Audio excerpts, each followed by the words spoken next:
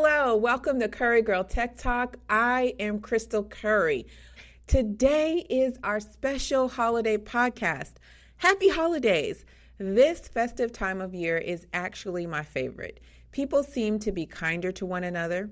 It's common to hear expressions of holiday greetings and well wishes. There is such a magic of the holidays. And as many as there are of unique families, there are just as many different ways that people celebrate this time of year. For my friends and listeners abroad, the one thing I can say is that this is the one time of year where we in the United States actually do have holiday hours, and offices, in fact, do close, and many take their holiday or vacation time away to relax and rejuvenate. As the year winds down, many are busy quickly completing their Q4 goals, strategizing for 2025, closing out recs, and finalizing their last-minute hirings. All this can be a bit stressful. And added to this stress is the anticipation of family gatherings for some of us. Family, that word, brings so many thoughts to mind in the beautiful ways that we embrace it. Friends, relatives, colleagues, dating relationships, all qualify. And while families are blessings, we know holidays can bring stress. Even the pressure of finding the perfect gift can cause anxiety, not to mention perhaps overstretching the budget. And the hustle and bustle of holiday parties. While many of us look forward to these activities surrounding the holiday, we try to enjoy the moment and bask in the sense of magic and wonder. But I believe we can all use a few strategies for eliminating stress and embracing the holiday spirit.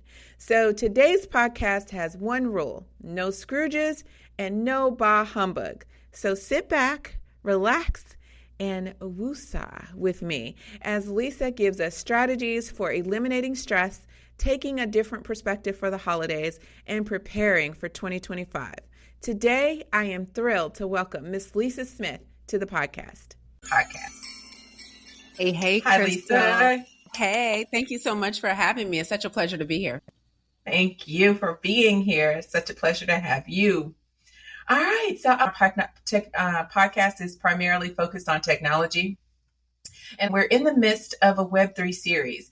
But a lot of that is stressful to a lot of people because there's a huge transformation going on in the technology industry right now, and that includes artificial intelligence, how it's just changing things for all of us.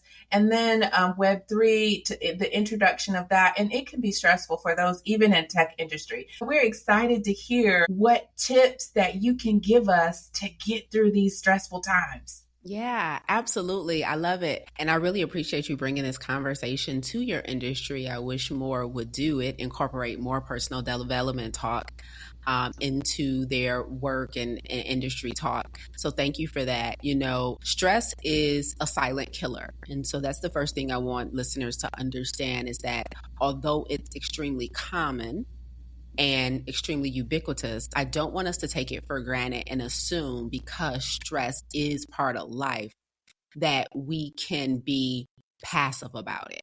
You know, there are two major forms of stress, which is acute and chronic. And chronic is what kills. Acute is normal.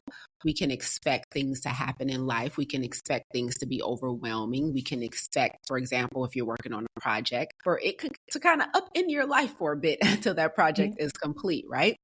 And so acute stress is perfectly normal. So what I'm not suggesting is that we're going to all live these perfectly stress-free lives. However, there is a distinction between types of stress that we all want to take into consideration. Acute is actually quite healthy. Acute stress is the number one thing about acute stress is that it's typically time-bound, meaning there is a definitive end date. So if you're working on a big project or something goes awry in your day, you know, a big appliance goes down at home or something goes crazy with your car or something with your family, like acute stress is going to happen, right? But the chronic stress, the things that are not time bound, that are causing you overwhelm, that's causing your nervous system to be overactive, causing you to lose sleep at night or to your eating and your sleeping habits are have become erratic because you literally have, right, these incessant, intrusive thoughts about this particular circumstance, and you don't have an exit strategy. And so what happens is, for most people, especially, with me being a coach nearly a decade now, for most of my clients, I'm a health coach, a business coach, and I also do work in the personal development space. It's their career. So people are at jobs that they don't love, that aren't fulfilling or meaningful. They're in relationships that are no longer mutually beneficial. They have health challenges that is causing that's taxing their body and their minds. And if they don't have an exit strategy, so they're in this situation, they don't know when it's going to end. They don't have a strategy for how to get out of it. They also don't have an enter strategy on how to get into the circumstance they prefer to be in. This results in chronic stress. And so again, this could look like, exacerbated health challenges or phantom health challenges, like people are getting tests done and they can't find a root cause for the thing that it's not right with them. This can look like erratic sleeping patterns. Definitely a lot of emotional eating can take place, or just losing appetite and not eating at all. And we begin to lack pleasure or are unable to derive pleasure out of the things that used to be pleasurable to us before. So a lot of things can shift and change with us personally on a cellular level and in our immediate circle as a result of chronic stress. And that is the stress that underlies over 90% of chronic disease. So I want people to understand that stress does kill, and I don't want us to take it for granted or think just because we're stressed and everyone around us is overwhelmed that it's just normal. And I know like the holidays can even exacerbate those feelings too. On top of the stress in your career, the holidays can, the anticipation of those relationships, whether it be family or friends or even shopping for people and all that, can add additional stress. What kind of things can we do, Lisa? Because I mean, to be honest with you, I am one of those people that I tend to eat more when I'm stressed. I will pick up little things and I'm munching mindlessly because I have that overwhelming stress. But what kind of things can we do to try to eliminate that stress or get that clutter out of our minds? Yeah. So the first is recognize your patterns when you do feel certain feelings, right? So when you feel overwhelmed, when you feel stressed out, what do you typically do? For you, Krystal, you said I'll eat. And I'm imagining it's not kale and carrots, right? No. With that being said, it probably, would you self-identify as an emotional eater? I would. Mhm. Definitely. Okay. So one of the first tools that will really help us to navigate chronic stress better is emotional intelligence. So when we turn to a substance like food or alcohol or smoking something, or if we turn to a behavior like gaming or things that can take our mind off of the things that's overwhelming us, that escapism or that avoidance can turn toxic over time, right? Right. Because we're not dealing with the bigger issue. And part of the reason we're not dealing with the bigger issue is often due to a lack of emotional intelligence, because our ability to regulate our emotions says that we can feel the overwhelm, we can feel the stress, we can feel the anger, the disappointment, the sadness, whatever it is, without making self-destructive decisions. And so if you have a personal health goal that you're supposed to be adhering to in this season, but then soon, the moment you feel overwhelmed or stressed out, you run to eat something that's not in line with your goals. That is a classic case of a lack of emotional regulation, right? Because this doesn't align with what I said I was going to do in this season. So first things first is, what has my lack of emotional intelligence, my lack of emotional regulation, what has that caused me to do? Like, it's caused me to completely neglect my personal goals. Maybe some other people they go to might be impulse shopping, but they're supposed to be in a season of being financially responsible, right? So I need us to take a hard look at how our own behavior is becoming self-destructive because we're not managing our emotions around the circumstance. Because the truth of the matter is, it's not the circumstance that's the real problem. It's the absence of an exit strategy, and it's our inability to regulate our emotions properly. And so the first thing we need is emotional intelligence.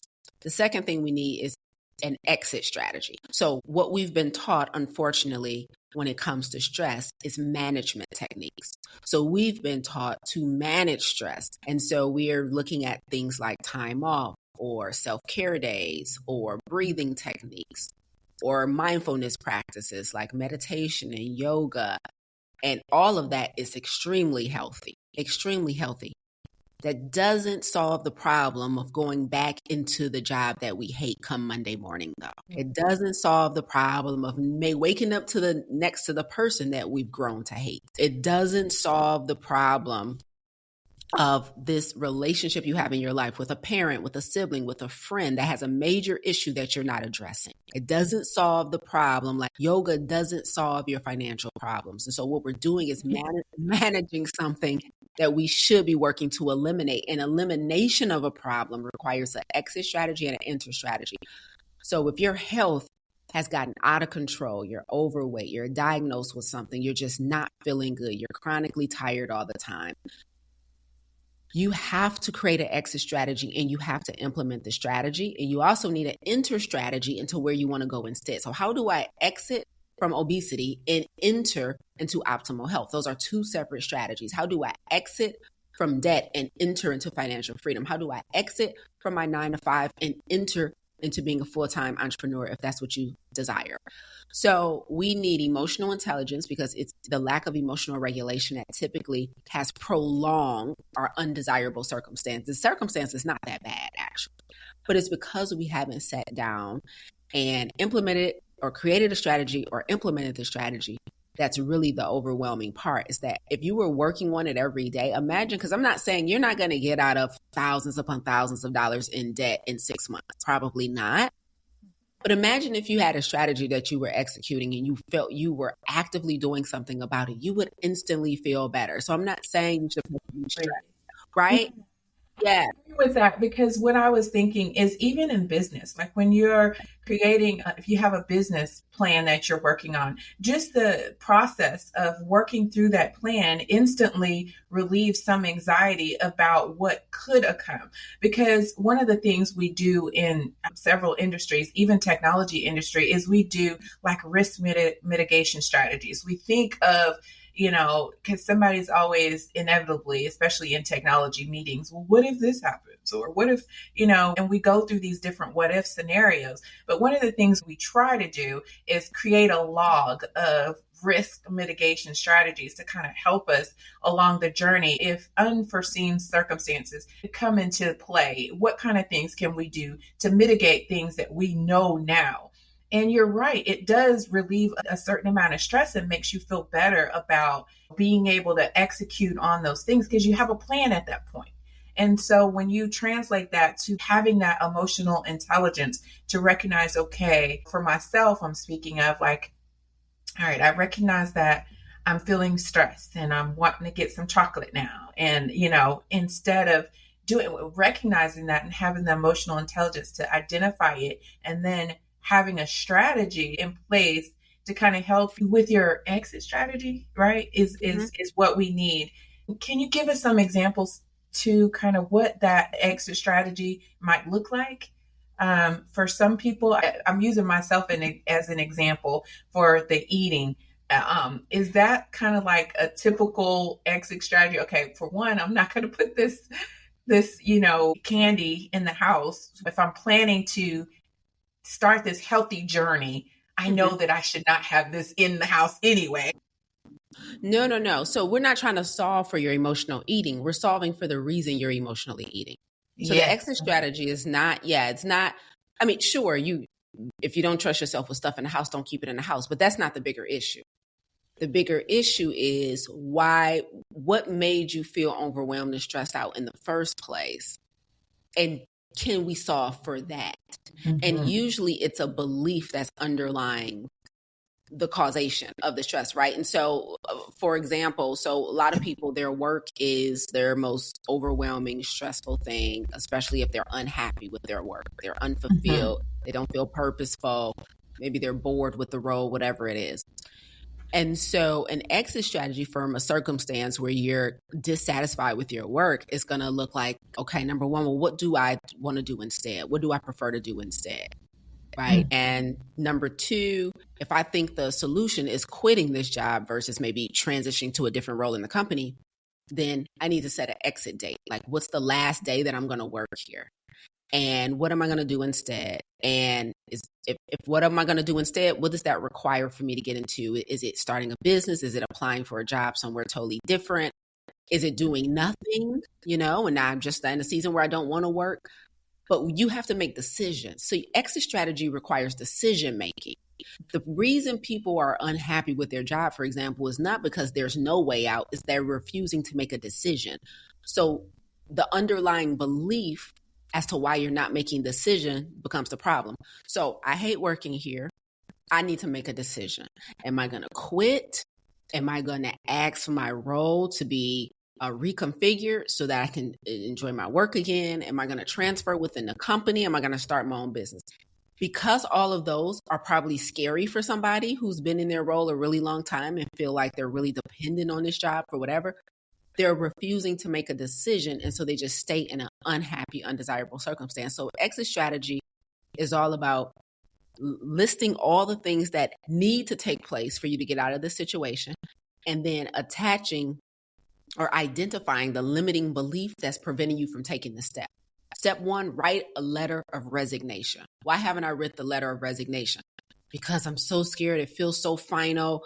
Is my husband going to approve of this? Or we won't be able to pay our bills and we're going to be homeless. So you have a fear of homelessness. You have a fear of whatever. And so you're refusing to take the step. The job ain't the problem. It's your belief, right? So exit strategy is all about beliefs and decision making. So one of the things I was looking at when I was getting prepared for this is your challenge. Why don't you tell us a little bit about what we're doing in January for Lisa Smith's plant-based food challenge, and what do you have going on for the new year? Tell us a little bit about that. Yeah, so I specialize in plant-based nutrition and taking a plant-based approach to optimizing our brain and our neurological functioning, and so that we can regulate our bodies and our minds. And twice a year, we do a 30-day vegan, salt, oil, and sugar-free challenge. So the next one is coming up on January 1st, 2025 is when we're kicking off. We're approaching about 1,200 people registered so far. And myself and my team will be escorting the challengers through a plant-based experience that's going to be absent of all meat, eggs, dairy, seafood, in addition to salt, oil, and sugar. And so the overwhelming majority of our challengers typically have some type of chronic lifestyle disease. So chronic meaning 3 months or longer. Lifestyle disease meaning things that were preventable and avoidable, but their lifestyle habits have caused them to escalate and exacerbate. So we're looking at things like being overweight.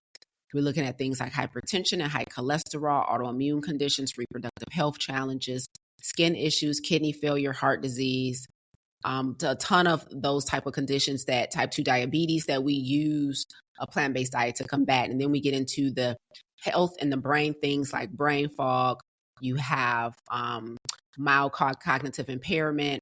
We have things like depression and anxiety and different mood disorders. Food is medicine. And so my mission is to show people that, not just teach it to them, but show them, let them sample the product. So the challenge is free, and people do have the option to upgrade to VIP, but the challenge is free. We do it twice a year, and I'll be teaching live with our challengers twice a week on Wednesday evenings and Saturday mornings for the entire month of January. So anyone who's ready to come get this health, I would encourage you to get registered for the Plant Protocol 30-day vegan, salt, oil, and sugar-free challenge. That is awesome. My goodness, I am signing up for that myself because I'm ready to introduce some new habits. Lisa, I have to say, like, when I'm thinking about 2025 and getting ready for this challenge, I'm like, I need to eat all the stuff I want to eat now, but I need to plan my exit strategy already in advance and getting myself prepared to mentally, because I don't even need to do that, because that's not something that I need that's healthy, but making a different choice and making a decision to do something that's going to better my life. And it doesn't, and making that decision, if it's not going to help me get ready for, 2025, then that's not a decision that I need to make to further exacerbate a situation that I know is already causing me stress, because it's stressful what I'm going to be like in in the start of 2025 when everybody else is in the mode of they're on it. They're ready for the vegan challenge, and I'm still struggling with sugar. I would definitely discourage everyone listening from flooding their body with poison in preparation for the challenge. That is not the best approach to being successful. We crave what we consume. So the more you consume it, the more you're going to crave it, the harder it is. It's going to be to overcome your body's dependency on it. And it's just an unhealthy way to look at food, thinking that this is the last time I'm going to have it. I have to have it. I got to binge one last time. It's like, if your body and mind is already compromised, if you're already overweight, if you're already diagnosed with something, if you're already, maybe you don't have a diagnosis, but you just don't feel good on a regular basis, right? I want us to hear how toxic it sounds to say, let me put more of what got me here into my body before I decide to go all in and do something about it. You're already compromised. You're literally already compromised, right? This is the reason you're doing the challenge, right? You already aren't optimal. And so to put yourself in a position where you're going to have to work 10 times harder to overcome and handle your relationship with food, it's just an unhealthy approach to health, right? And so I wish more people would understand that what you're thinking about doing is what got you to where you are right now. And so the sooner you can start, the better. The more you can understand that food isn't going anywhere. And so don't think this is my last ditch effort to eat a potato chip. Like, just relax. Let's just go into a season of health. Let's just wrap our mind around, you know what? I'm going to stop letting this food have more power over me than I have over it. And I'm going to once and for all take my power back. And I'm going to do everything I can to be the best version of myself, because I've been given an assignment that I need to show up for. And I've been late in turning in my assignment. I haven't been healthy enough to execute on the dream. I haven't been healthy enough to execute on the assignment, and shame on me. And I'm not going to delay my obedience any longer because I don't have self-control. Any thoughts on getting us through the holidays? Because I know when we get to those family gatherings and all that good food is there, and not just even the food, but even the familial type of relationships and getting through this period. Sometimes I know for myself, I can get overwhelmed, the pressure of being around family or even friends and those holiday parties and snoozing up and finishing those goals, with networking, can bring us stress. But any final thoughts for the holiday season and any special things? Yeah, I'm happy to make an invitation to the audience, which is, to survive all the temptation, give your health an assignment. So make your health responsible for something more than just taking care of you. So my health is responsible for everyone that's listening. I have to be sharp mentally. I have to be presentable physically. I have to be confident in my body so that I can take these stages, get on these mics. But more importantly, I have to be ready for all the questions I'm going to be asked when I speak, all the teaching and coaching that I do, all the curriculums that I create, all the podcast episodes that I create. My brain needs to be sharp so that my content resonates with the people who I feel called to serve. And so get crystal clear on what your assignment is and give your health that assignment. If you think you're only doing it for yourself, unfortunately, you have probably proved multiple times over that you're willing to let yourself down. However, if you realize who you're really doing it for and what you need to be optimal for, is it that book you need to write, that nonprofit you need to start, that project you need to start, that podcast you need to start? What do you need to be optimal for above and beyond your own personal longevity?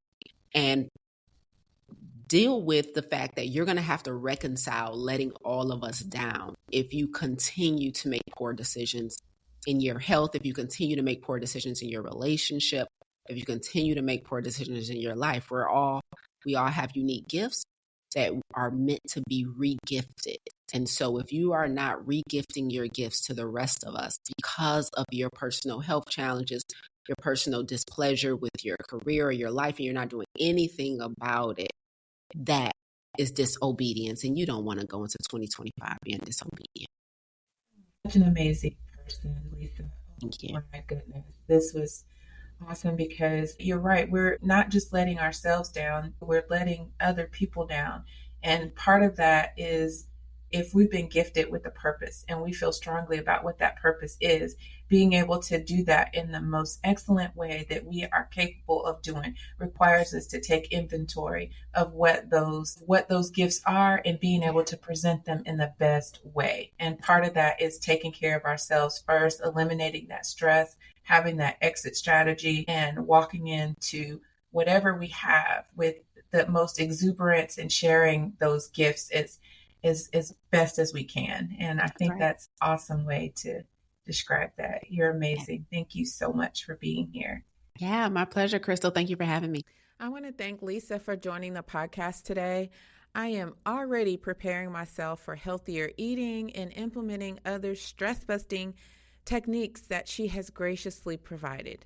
I certainly believe and hope that these insights are helpful to you as well.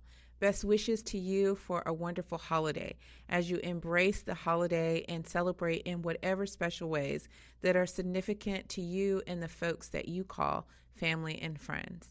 I'd like to say happy holidays from Krystal Curry. Take care.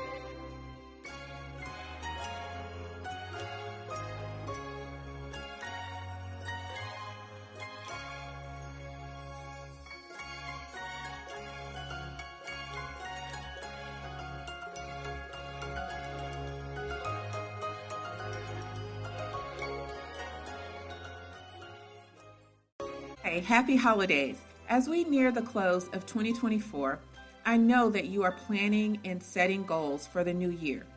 I want to personally invite you to attend my leadership webinar in January 2025. This course is specifically designed for you with corporate leadership principles with a lens on technology shifts, condensed and sprinkled with a human-centered approach from my own experiences.